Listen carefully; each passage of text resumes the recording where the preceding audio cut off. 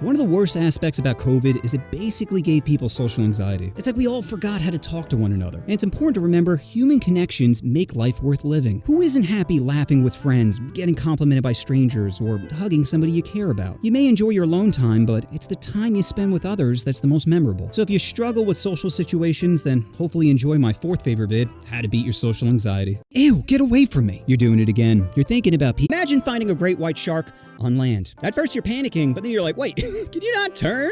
Oh, you're gonna leave that Tate Mighty vulnerable. Could you beat a panda or a grizzly on the spectrum? No weapons I'd lose, but I'm telling you, if I had bamboo, I could win. I'd just be backing up with aggressive swipes. Could you beat an orangutan?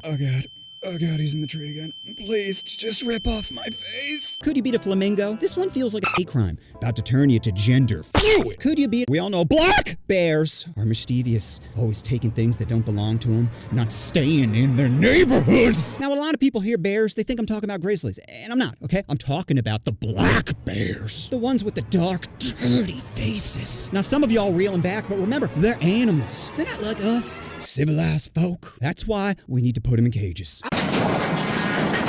You know, ever since I graduated college, I really haven't gotten that much smarter, but I've gotten significantly wiser. And with wisdom comes perspective. So this next vid is important to me because it's all the mistakes I've made. I used to get real butthurt when someone criticized me or thought success was determined by how much money you have or just had a hard time admitting when I was wrong. But one of the most important lessons I've learned in life is it's not a failure if you learn from it. So I hope you enjoy my third favorite vid, How to Upgrade Your Male Brain. So in the 1960s, some shady people paid Harvard scientists to downplay the link of sugar to heart disease and blame it on fat instead. That way companies could still make massive profits and more people would die. It's really a win-win if you're a capitalist like me. But in 1972, some British scientist named John Yudkin decided to grow a conscience and sound the alarm that sugar, not fat, was the greater danger to our health. The food industry responded appropriately by destroying Yudkin's reputation and getting his work banned, which just goes to show the free market always worked. However, eventually more research came out linking sugar to an increased risk of cancer, cavities, diabetes, obesity, basically anything that makes a person unfuckable. But by this point, the damage is already done. In America, 70% of adults are overweight and 40% are obese. I don't even know how planes can get off the ground with so many pork chops out there. Guess pigs can fly. Now, in fairness, sugar isn't all bad. Your body wants about a fifth of its calories from glucose, so it's not surprising that your brain craves it. The problem is how much sugar you ingest. Like the average, but if you need some help quitting sugar, I do got some tips for you. Tip number 1, hate yourself. When you love yourself, you start to let yourself go. That's why fat black women are so happy. And is that what you want? To love yourself? Ew.